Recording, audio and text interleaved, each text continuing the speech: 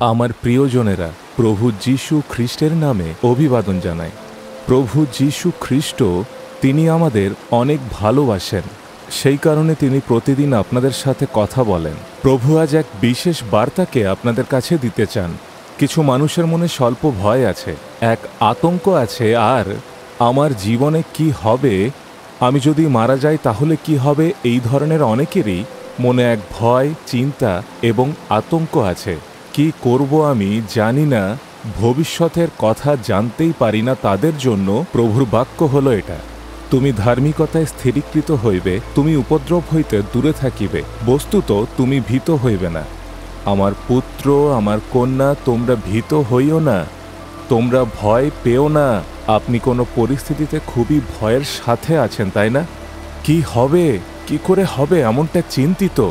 এই সকলের পিছনে ভয় দেখানো এক আত্মা আছে, কারণ আপনি বিনা কারণে ভয় পাচ্ছেন। কোনো কারণই নেই, কিন্তু আপনার মনের অন্তরে অল্প এক আতঙ্ক আছে যে কি হবে।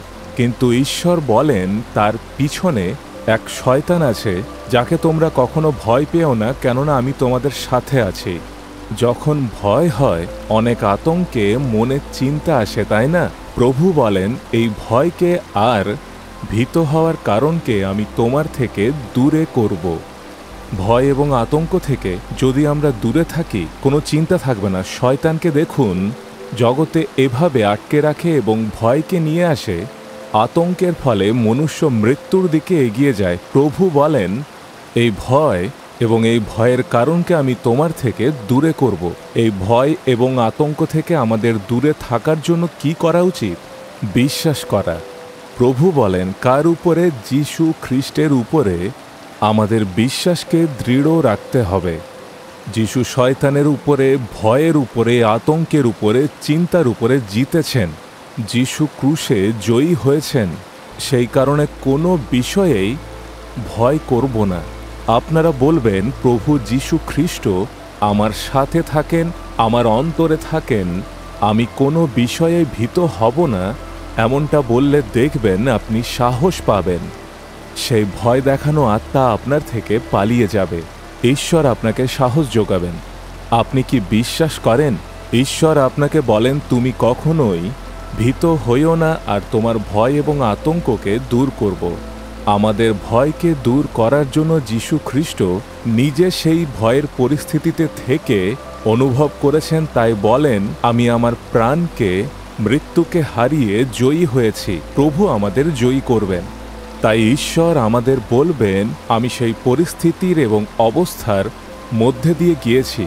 ভয়ের পরিস্থিতিকে আমি জানি, আতঙ্কের পরিস্থিতিকে আমি জানি, তাই তুমি কখনো ভীত হইও না, কারণ আমি শয়তানের উপর জয় পেয়েছি। আমাদের জয়ী করার জন্য ঈশ্বর নিজের জীবনে সেই ভয়ের পরিস্থিতির মধ্যে দিয়ে গিয়েছেন এবং আমাদের বলেন তোমরা ভীত হইও না, কারণ আমি শয়তানের উপরে জয় লাভ করেছি। আপনি যদি বিশ্বাস করেন তাহলে আজই আমরা প্রার্থনা করব, হে ঈশ্বর তুমি আমার সাথে থাকো। এরপর থেকে আমি ভীত হব না, আতঙ্কে থাকব না।